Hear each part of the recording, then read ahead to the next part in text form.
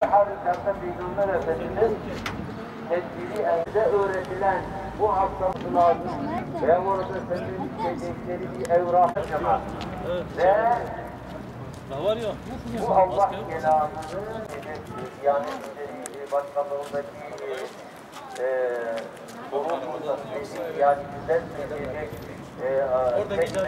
müsait isterseniz rahmetle kavuşacağımız, Rabbimizin rızasına kavuşacağımız en güzel kelam Allah'tır.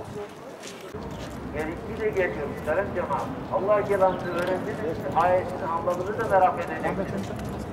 Allah-u Teala namaz hakkında ne demek yaptığı için temas yok. Yok, bitti.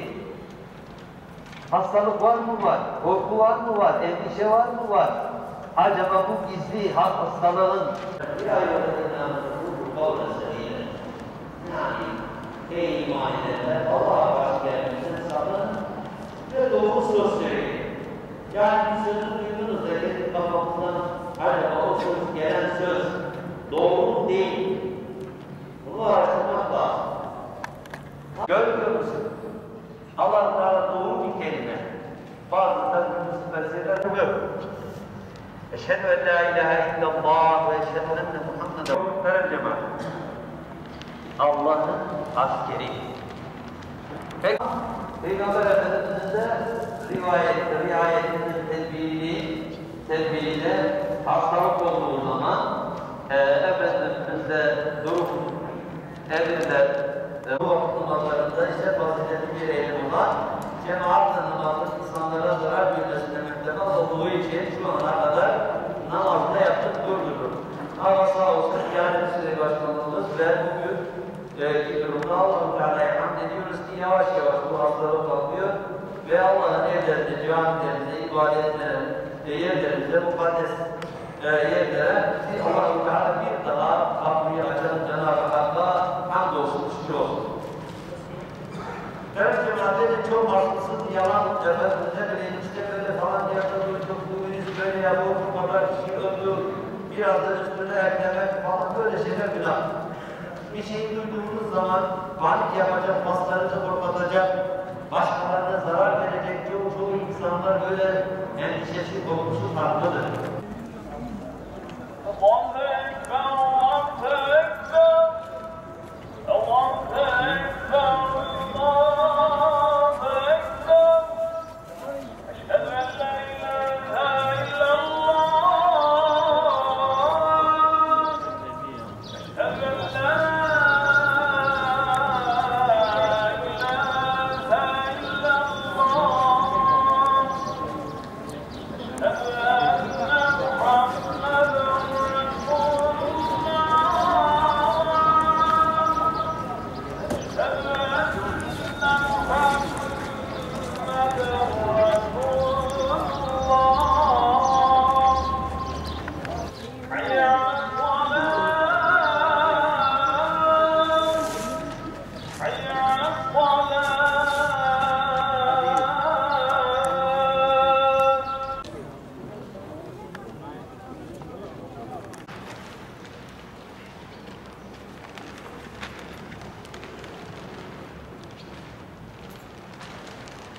الشيطان الرجيم بسم الله الرحمن الرحيم إن الله وملائكته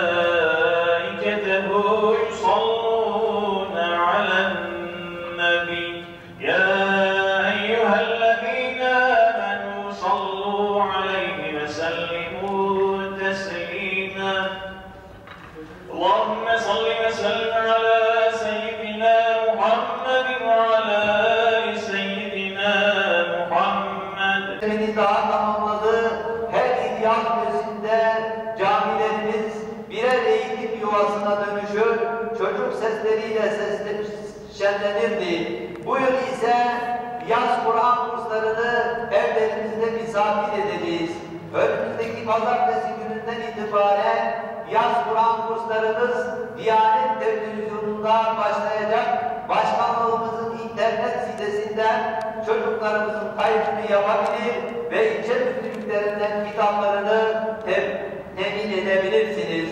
Değerli Müslümanlar, yaz Kur'an kurslarıyla çocuklarımız Rabbimizi daha iyi tanıyacak. Yüce kitabımız Kur'an-ı Kerim'i okuyacak ve onun ahvak dünyasıyla buluşacaklar.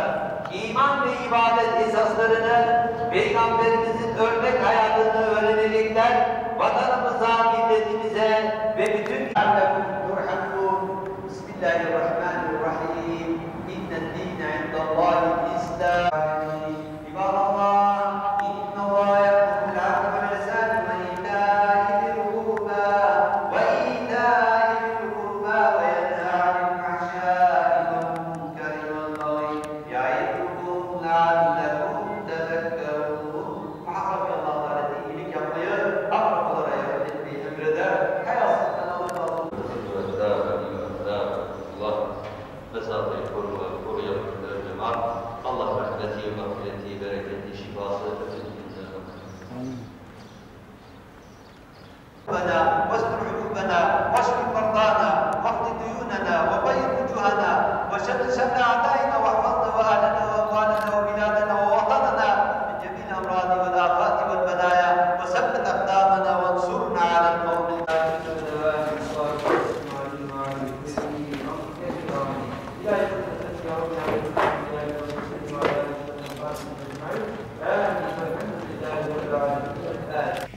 Rabbim bu pandemi sürecinde yaşadıklarımızı bizlere ibret vesilesi olarak gösteriyor.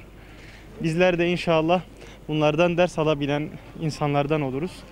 Yani camileri garip bıraktığımız gibi camiler de bizleri garip bıraktı bu süreçte. Yani aslında biz camilere karşı çok lakayttık. Rabbim işte onların önemini bizlere belirtmek için böyle bir süreç gösterdi bizlere. Ben böyle bakıyorum. Ama her kışın sonu bahardır. Elhamdülillah tekrardan camilere kavuştuk.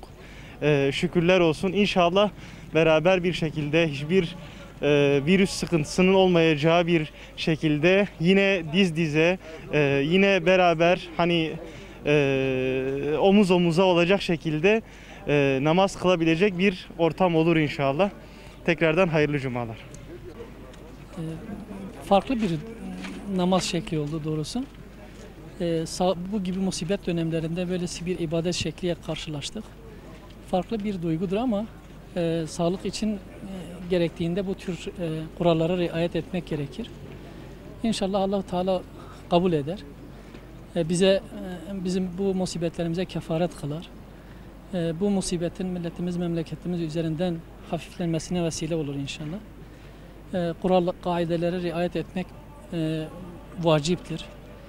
Yani bizim dinimizin gerekleri nasıl üzerimizde vacip ise bu tür toplumu ilgilendiren sağlık sorunları, bu tür bela ve musibet dönemlerinde gereken kural ve kaidelere riayet etmek de vaciptir biliyorsunuz. Bunlara riayet etmek lazımdır.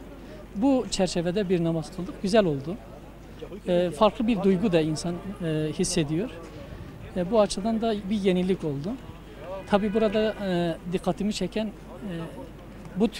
bu dönemde, bu salgın sürecinde en çok sağlık kurallarına riayet edilen yerlerin camiler ve namaz ve ibadet yerleri olduğunu da gördük. Her ne hikmetse yani bu da dikkat çekilmesi gereken bir husustur doğrusu. Herkes bu şekilde riayet etseydi, bu şekilde dikkat etse bu salgın için yani daha erken bir tedbir alınmış olur. Daha erken bir şekilde inşallah atlatılmasına vesile olur. Umarım herkes riayet eder, herkes dikkat eder bu hususa. Rabbim hiç kimseyi ibadetsiz, camisiz, vatansız, bayraksız, muhabbetsiz bırakmasın inşallah. Böylesi camiyle buluşmak büyük bir sevinçtir. Allah inşallah bu yol haçta engellendi. İnşallah önümüzdeki yıl hac ve umreler de nasip olur diye temennide bulunuyoruz. Peki bu süreçte siz de bir süreç geçirdiniz. Bu pandemi sürecinde insanlar camiler, namazlar uzak kaldı.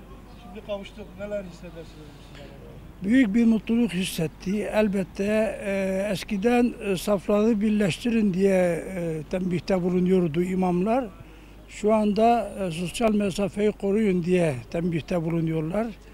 Rabbim ileriki zamanlarda gene imamın safları birleştirin demesi nasip olur diye temenni ediyoruz. Allah'a tevekkül etti. Bu da bir süreçtir. Bu da bir sınavdır. Dünyayı kasıp kavuran bu sınavı inşallah Müslümanlar başta başarıyla sonuçlandırırlar. Rabbim diğer insanlara da acı vermesin inşallah diye temennide bulunuyoruz. Güzel anılır. Bundan sonra feraha kavuşuruz. Temennimiz budur. Devletimiz sağ olsun tekrar diyorum. Allah'a şükür camiler açıldı. Allah hükümetime zeval vermesin.